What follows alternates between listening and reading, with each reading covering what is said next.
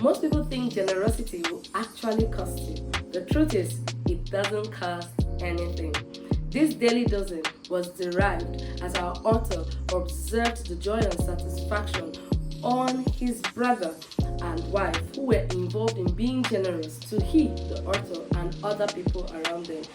This particular observation led to another daily dozen and decision by our author. And what was that decision? He decided to live to give. Why? He realized that greatness is not got by what you receive, but by what you give. Hello everyone. If you're just joining us, this is the Review With Me podcast. You are very much welcome. I'm your host and your walkthrough reading coach, Mrs. Peace Tamuno. I hope you've been able to catch up on all our previous episodes because we are reading and reviewing the book Make Today Count by John Maxwell, and trust me, it's a very interesting read. Anyway, we are in chapter 10, and chapter 10 is titled Generosity. So if you're ready, come with me and let's find out how being generous daily can make your day count. Okay, so true generosity isn't a function of our income, but it begins with the heart and involves serving others and looking for ways to impact or add value to other people's lives. So, before I go on, let me ask you this particular question. And it's not a question that requires an answer, but it's a reflective question and a rhetorical question that you need to think about. If somebody meets you today, and after meeting you, they leave you, question number one, what would they say that you told them that has turned something or that has brought an impact in their life? Number two, would they say you gave them something? It may be financial, it may be tangible, it may be intangible. But what is one particular thing that they can say about their meeting you? Will that thing be in the negative or will it be in the positive? Remember, like I said, it can be tangible and it can be intangible. Because at the end of the day, life requires that you add value to other people's life one way or the other. So let's go on. Making the decision to plan for and model generosity daily. How do we do this? Number one, give others your money.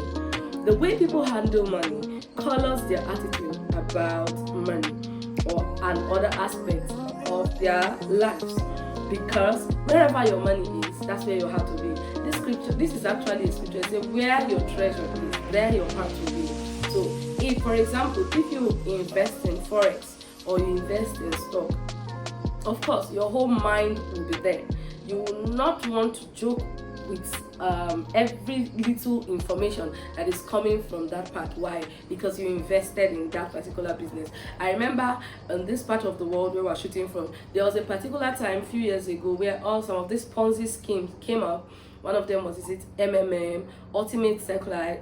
Yes, and a lot of people were investing so much in it, and before you know what was happening, a lot of people were apprehensive, especially when the thing was almost crashing. People became very apprehensive. You're talking to somebody, but the person is absent-minded. The person is thinking. Why? Some people even went ahead to borrow money in order to invest with the mind that once they get their return, they will actually refund the money back. Now, what are we trying to say? Wherever your money is, that is where your heart will be. This also applies to people. Wherever you give, whenever you send your money, wherever you have, this means when you give people your money, it also leads to you caring about them. Because once you give somebody money, for example, you give somebody money for a scholarship, you're sponsoring somebody's education. Of course, you will call to check up on that person. Yes, at first it may start with you trying to monitor how the money is being, whether the money is being used for what you actually sent it to be used for. But with time and with continuous development, you realize that it's more, once you start developing a relationship with those people, you realize that you start caring for them because you start getting to form a relationship, start getting to know them based on communication. So when you learn to give others money, it helps you to be generous. Don't wait to feel like it because you may never ever get the feeling to give somebody money. The best thing about generosity, or the best way to start generosity, is to give money away, to give your money to people. Give it to someone who needs it. Number two, give others yourself. Give others yourself. Remember, we're talking about the decision of generosity. So plan, and people value your time. People value your time and attention more than your money. Just look at it. It's actually quite easy to pick up your checkbook and write down a check, as long as the money is available. But when it comes to giving your time, it requires deep level of commitment. It requires you being there. For example, you're invited for an event. It's not every event you get to show yourself, your physical presence there. Why? Because your time requires commitment to be given. So you can easily send a gift ahead of you, but your own personal presence is not available to be there. Why? Because it is not something that you can afford for at that moment. So wherever you give your time, wherever you give your presence, wherever you give yourself, requires commitment. And this is very important when it comes to people, especially your family. The people closest to you will rather have you than your money, your spouse, your children. Research has shown that children who have and feel the presence of their parents grow up feeling more emotionally healthy and, having a strong self-esteem. So this is a caution to parents in particular. Please, we know you actually have to go out and fend for your children. We know you have to go out and source for funds in order to take care of your family. But your family also deserves your presence. They require it. It's a daily dosing. It is a requirement. It is a need. It is not a want. Now, we are not saying you should spend the whole 24 hours with them. No, that's not what we're saying. If you have 10 minutes to spend with your family in connecting, make that 10 minutes worthwhile. Put the phone away. Put away every form of distraction and focus on your family. Let it be that daddy is around now. Daddy is playing with us and he's here. He's completely here. He's not here and part of him is thinking about the meeting he's setting up in the next 30 minutes. Mommy is here and she's here completely. She's not thinking about the next thing she's going to do or the next business deal she's going to handle. So giving yourself to others is a very good way of being generous. The purpose of life is not to win, but to grow and to share. The purpose of life is not to win, but to grow and to share. So apart from sharing apart from sharing things, you also share yourself, especially with your loved ones, because at the end of the day, when you look back at your life, your satisfaction will come from the pleasure you brought to others and not the pain you spent. If you walk around, move around, look around, you see a lot of people that have regrets, and one of the regrets some people have, especially people who have advanced in age, is the fact that they didn't spend so much time with their family.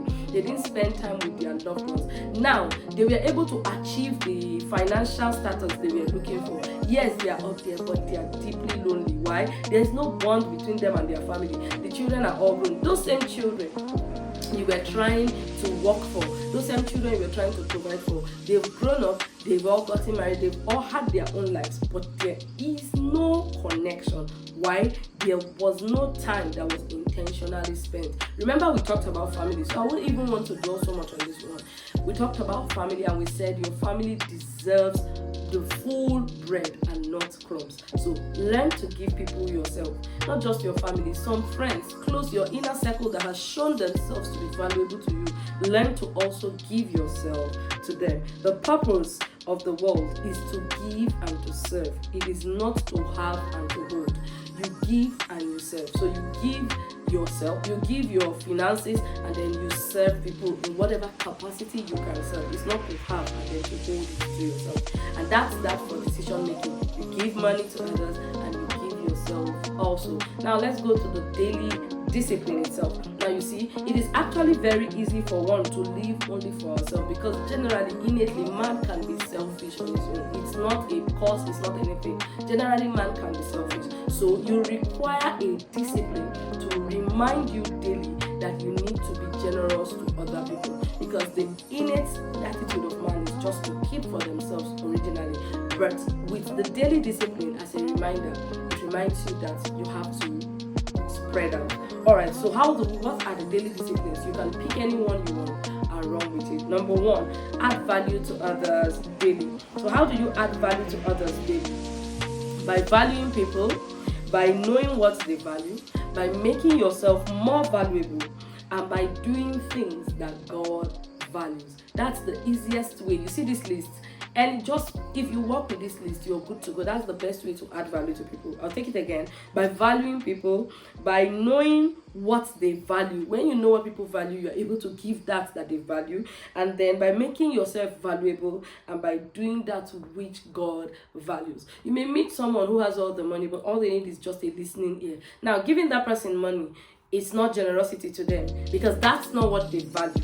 So it doesn't give them anything. You have not really made an impact in their day. But when you meet someone like that and they have something they really want to share, their mind or their hearts is heavy, and you give them just a listening ear, you've actually done something great for them. You've actually shared something with them. So valuing people, add value to people, add value to others daily. Let's make it a daily thing. Number 2, don't wait for prosperity to become generous. The truth is, you hear people say, when I have, I will give. When I have, I will give. In actuality and in reality, people who wait to have before they give end up never giving at all. Why? Because your income and desire have nothing in common. In fact, the honest truth is, if you actually follow your income, you are waiting for your income to increase. As income is increasing, so is the life standard of a person increasing, and as it's increasing, people tend to spend more. So if you're looking at your income and waiting that when my income increases, that's when I will give, you will end up not giving at all. So people who actually wait and say, when my income increases, then I will give, they don't end up giving. Nothing. There's no connectivity there's no proportional relationship between income and desire to give. You have to just learn to give on your own. You give from the bottom of your heart and not from the top of your purse. Because if you're waiting for your purse to get to the top, man is insatiable and will not really get satisfied with what they have. They keep aiming higher.